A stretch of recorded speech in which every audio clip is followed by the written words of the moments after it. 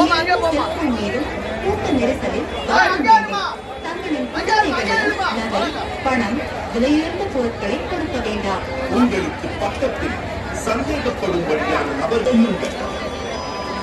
தாங்கள் அழித்து வரும் தங்களின் குழந்தைகளை பத்திரமாக பார்த்துக் கொள்ளும் காவல்துறை மற்றும் உங்கள் பச்சைய. சென்னை, காஞ்சிபுரம், வேலூர், இப்போது திருவண்ணாமலையிலும்.